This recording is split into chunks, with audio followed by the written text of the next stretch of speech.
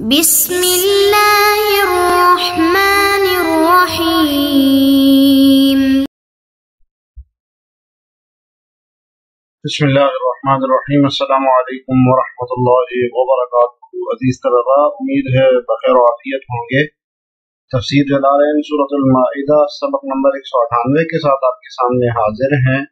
آج کا سبق انشاءاللہ یا ایھا الذین آمنوا اوفوا بالعقود سے لے کر آیت نمبر 2 اور رضوانہ تک ہوگا۔ تو آئیے عزیز طلباء سبق کی ابتدا کرتے ہیں۔ آج انشاءاللہ ہم سورۃ المائدہ شروع کریں گے۔ دعا ہے کہ اللہ تعالی بخیر و عافیت کے ساتھ اس سورت کی تکمیل فرمائے۔ اعوذ باللہ من الشیطان الرجیم، بسم اللہ الرحمن الرحیم۔ سورۃ المائدہ شروع کرنے سے پہلے ہم ذرا اس سورت کے متعلق دیکھ لیتے ہیں کہ اس میں کیا مضامین بیان ہوئی ہیں، کیا وجہ تسمیہ ہے اس سورت کے۔ اس سورت کو سورۃ المائدہ کیوں کہتے ہیں؟ تو سورۃ المائدہ کی وجہ تسمیہ یہ ہے کہ اس کو سورۃ المائدہ اس لیے کہتے ہیں کہ اس میں مائدہ یعنی دسترخوان کا ذکر ہے، اور وہ دسترخوان جو کہ عیسیٰ علیہ السلام پر نازل ہوا تھا۔ سورت کا نام سورۃ العقود بھی ہے، عقد وعدے کو کہتے ہیں، عہد کو کہتے ہیں، تو عقود بھی اس کو کہتے ہیں۔ اس سورت کا مختصر تعارف یہ ہے کہ اس میں 16 رکوع ہے، 120 آیتیں ہیں، یا 121 یا 122 بنا بر اختلاف۔ یہ سورت مدینہ میں نازل ہوئی مدنی سورت ہے، اور یہ آتا ہے روایات میں کہ مدینہ میں سب سے آخر میں جو سورت نازل ہوئی وہ سورۃ المائدہ تھی۔ بعض حضرات کا خیال یہ ہے کہ قرآن کی ہی سب سے آخری سورت ہے، چونکہ یہ حجۃ الوداع کے موقع پر نازل ہوئی تھی۔ بنیادی طور پر اس سورت میں کیا کیا مضامین بیان ہوئے ہیں وہ ہم دیکھ لیتے ہیں۔ اس میں ہر قسم کی معاہدے کی پابندی کا ذکر ہے، اس کو پورا کرنے کی پوری تاکید ہے۔ اس کے علاوہ حلال و حرام چیزوں کا بیان ہے، شرعی سزاؤں کے احکام بیان ہوئے ہیں، یہود و نصارہ کی بدعتیوں کا اور بدعمالیوں کا بیان ہے۔ تو آئیے عزیز طلباء سبق کی ابتدا کرتے ہیں۔ سورۃ المائدہ مدنیۃ، یہ سورہ مائدہ مدنی ہے۔ 120 آیۃ او اثنتان او ثلاث، یہ 120 یا 121 یا 123 آیات پر مشتمل سورت ہے۔ یہ سورت مدنی ہے، اگرچہ اس کا بعض حصہ مکے میں نازل ہوا، جیسے کہ روایت میں آتا ہے کہ حجۃ الوداع کے موقع پر یہ سورت نازل ہوئی، لیکن چونکہ اکثر حصہ مدینے میں نازل ہوا اس لیے اس کو مدنیہ کہا جاتا ہے۔ جی بسم اللہ الرحمن الرحیم، شروع اللہ کے نام سے جو بڑا مہربان نہایت رحم کرنے والا ہے۔ یا ایھا الذین آمنوا اوفوا بالعقود، اے ایمان والو معاہدوں کو پورا کرو۔ حلت لکم بہیمۃ الانعام، تمہارے لیے مویشی چوپایوں کو حلال کر دیا گیا ہے۔ الا ما یتلی علیکم، مگر وہ جانور جو تلاوت کیے جائیں گے تم پر، غیر محل الصید وانتم حرم، اس حال میں کہ حلال نہ سمجھنے والے ہو شکار کو، وانتم حرم، جبکہ تم احرام کی حالت میں ہو۔ ان اللہ یحکم ما یرید، بے شک اللہ تعالی فیصلہ کرتا ہے جو ارادہ کرے۔ جی تفسیر دیکھیے، اے ایمان والو، آمنو، اے وہ لوگ جو ایمان لائے، اوفو، پورا کرو، بالعقود، وعدوں کو۔ عقود عقد کی جمع ہے، اس کا واحد عقد آتا ہے، یہ پختہ عہد کو کہتے ہیں، اقرار کرنا، عہد کرنا۔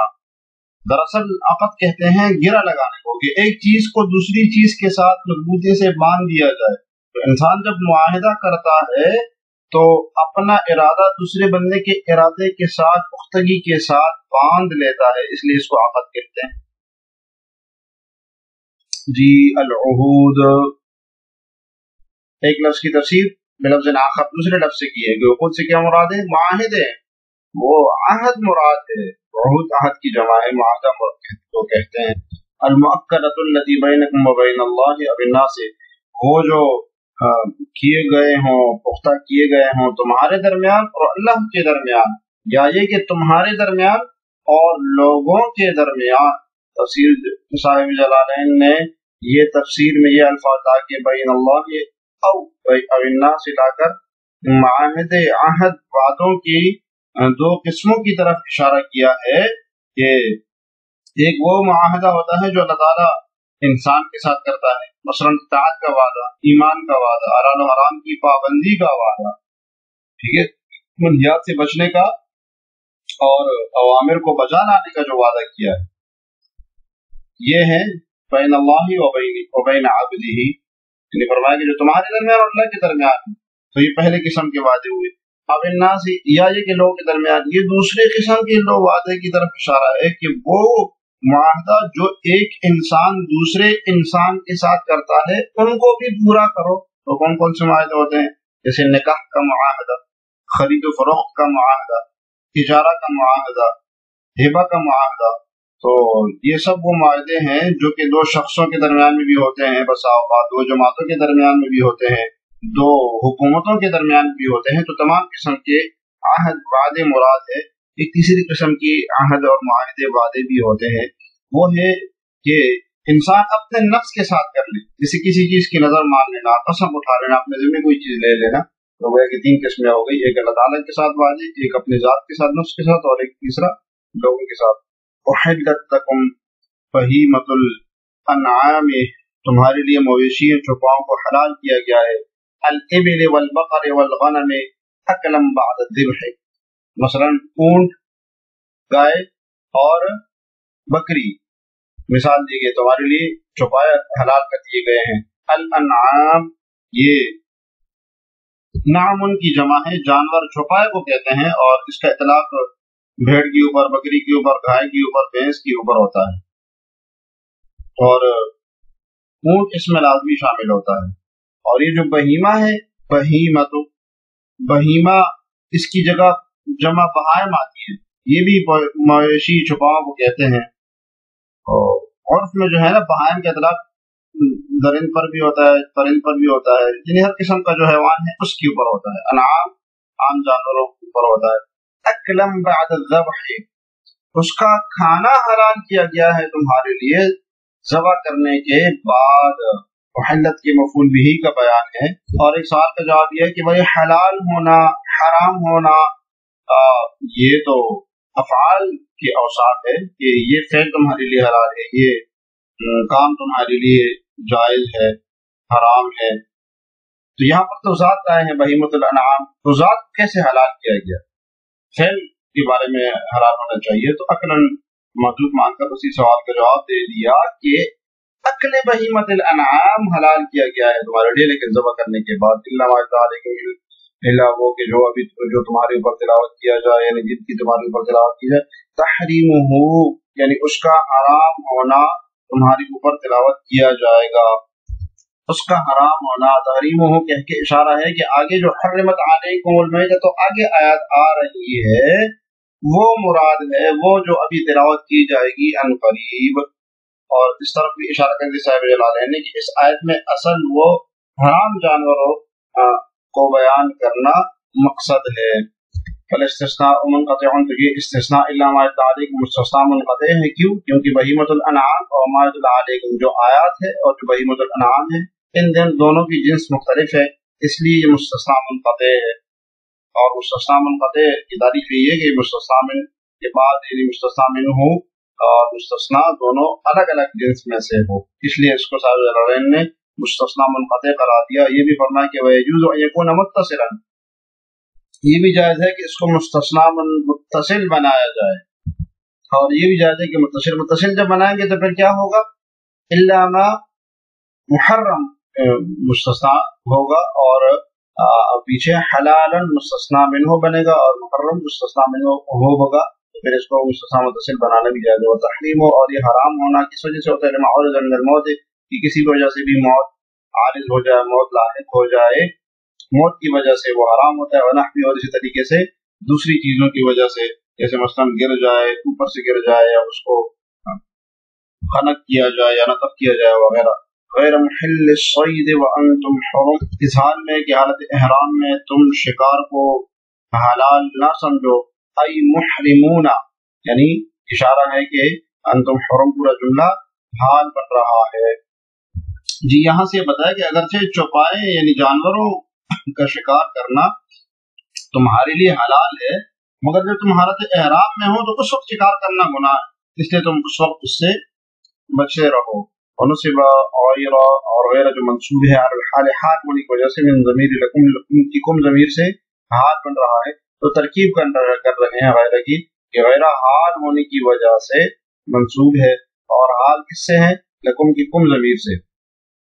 ان اللہ یحکم ما یرید من التحلیل وغیرہ لا اعتراض علیہ، اللہ تعالیٰ جس چیز کا ارادہ کرتے ہیں اس کا حکم دے دیتے ہیں. من التحلیل حلال، چاہے جو چیز حلال کرنی ہو، وغیرہ یا حلال ہونے کے علاوہ کوئی اور معاملہ ہو، اس لیے اس پر اعتراض کی کوئی گنجائش نہیں ہے کہ اس پر اعتراض کیا جائے کہ اس چیز کو کیوں حلال کیا، اس چیز کو کیوں حرام کیا.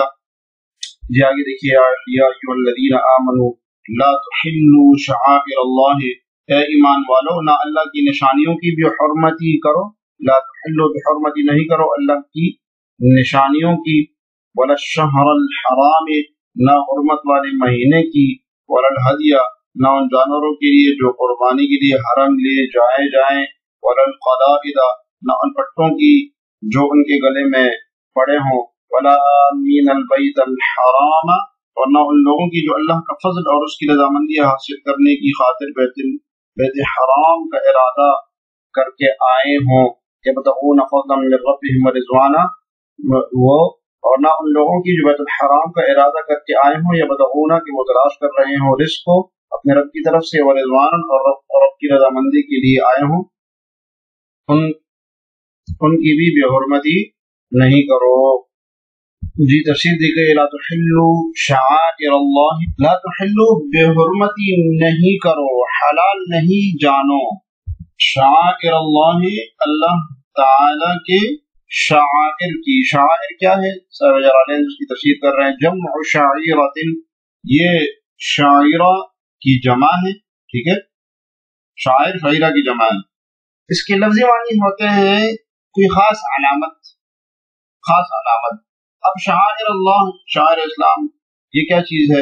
یہ ان اعمال اور ان افعال کا نام ہے جو عرفاً مسلمان ہونے کی علامت سمجھے جائے، وہ افعال اور وہ اعمال جو عرفاً مسلمان ہونے کی علامت سمجھے جاتے ہیں، جیسے کہ نماز کا ہونا، اذان کا ہونا، حج کے مناسک کا ہونا، اپنا سنت کے مطابق داڑھی وغیرہ. یہ یہاں پر شعائر اللہ سے مراد مناسک حج ہے، سیاق و سباق سے کو دیکھتے ہوئے. جی آگے دیکھیے،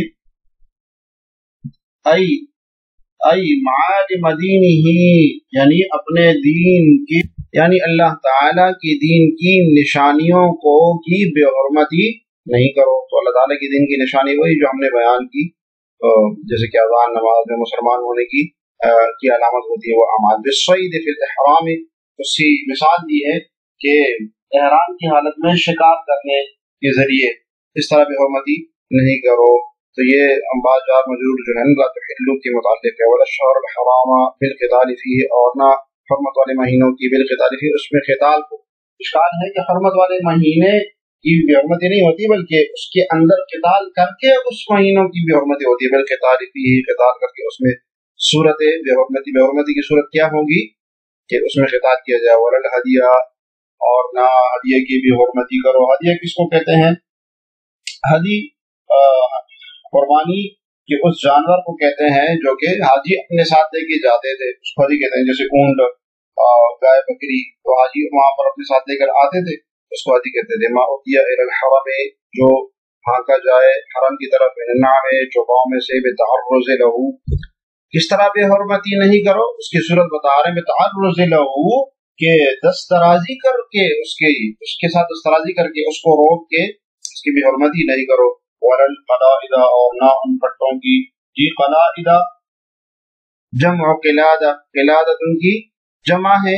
وہی ما کان یقلد به من الشجر الحرام لیأمن، حاجی قربانی کے جانور کے گلے میں علامت کے طور پر ایک پٹا ڈال لیتے تھے تاکہ معلوم ہو جائے کہ یہ قربانی کا جانور ہے اور اس کو کعبہ لے جایا جا رہا ہے. تو اس کو قلائد کہتے تھے، جو اس کے گلے میں لٹکایا جاتا تھا. تو صاحب جلالین نے اس کی تشریح کی ہے یہ ما یقلد به من شجر الحرم، وہ حرم کے درخت جو اس کے گلے میں لٹکایا جاتا تھا اس جانور کے، اس لیے لیا مانا تاکہ وہ مامون رہے، محفوظ رہے. ای فلا تتعرضوا لها ولا لاصحابها. اور پوری آیت کا حاصل معنی بتا رہے ہیں کہ ان کے ساتھ کوئی تعرض نہیں کرو، ان جانوروں کے ساتھ بھی، ولا لاصحابها، اور وہ جانور والے یعنی وہ حاجی جو آ رہے ہیں ان کے ساتھ بھی کوئی تعرض، کوئی قتال نہیں کرو.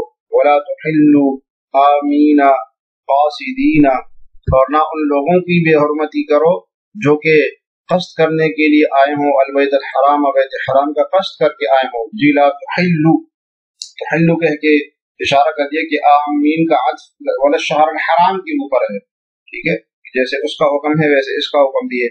آمین قاصدین، آمین سے مراد کون ہے؟ وہ قصد کرنے والے یعنی وہ حاجی مراد ہے. البیت الحرام جو بیت الحرام بیت اللہ کا قصد کر کے آئے ہوں یعنی وہ حاجی. بأن تقاتلوہم، یہ بھی جائز نہیں ہے، حلال نہیں ہے کہ تم ان کے ساتھ قتال کرو. ارادہ کر کے آئے ہیں بیت الحرام کا. یبتغون فضلا، کیا چاہتے ہیں وہ؟ اللہ تعالیٰ کے فضل کو، رزق، اور من رب، اپنے رب کی طرف سے. بالتجارت، صورت کیا ہوگی فضل کو تلاش کرنے کی؟ تجارت کے ذریعے.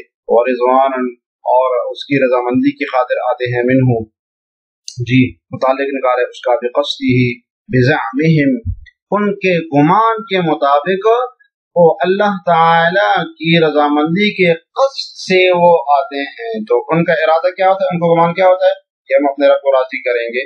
ارادہ تو ان کا یہ ہوتا ہے طریقہ شاہ غلط ہو تو تم ان کو کچھ بھی نہ کرو. تو بقصدہ کا کیا مطلب ہے؟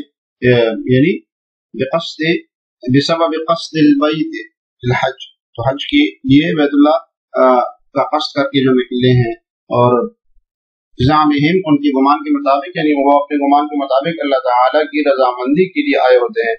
وَهَذَا مَنْسُوخٌ بِآیَةِ بَرَاءَةٍ، یہ آیت براءت، آیت براءت قاتل المشرکین کا فتن سے منسوخ ہے. صاحب جلالین یہ بتا رہے ہیں کہ یہ آیت منسوخ ہے اس آیت سے جو کہ سورہ براءت میں عمومی طور پر مشرکین کی قتال کا حکم دیا گیا تھا. تو بعض حضرات نے اس کو منسوخ کہا ہے کہ یہ منسوخ ہے اس آیت براءت سے کہ اس میں عمومی طور پر پھر قتال کا حکم تھا، یعنی وللہدی اور القلائد والآمین بیت الحرام سے جہاں منع کیا گیا تھا وہاں پر قتال کا حکم دیا گیا باقاعدہ.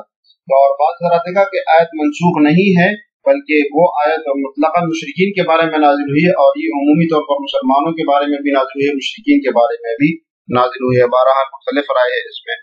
جس طرح آج سورۃ المائدہ کی ہم نے ابتدا کی ہے، اس کی پہلی 2 آیاتیں پڑھی ہیں ہم نے. سورۃ المائدہ کا اولاً خلاصہ بتایا، پھر اس کی ابتدا کی. سورۃ المائدہ کی وجہ تسمیہ ہم نے پڑھی ہے. آپ نے سورۃ المائدہ کی وجہ تسمیہ بیان کرنی ہے، کمنٹس میں اس کا جواب ضرور لکھیے گا. اللہ تعالی ہمیں جلالین پڑھنے سمجھنے کی توفیق عطا فرمائے. السلام علیکم ورحمۃ اللہ وبرکاتہ.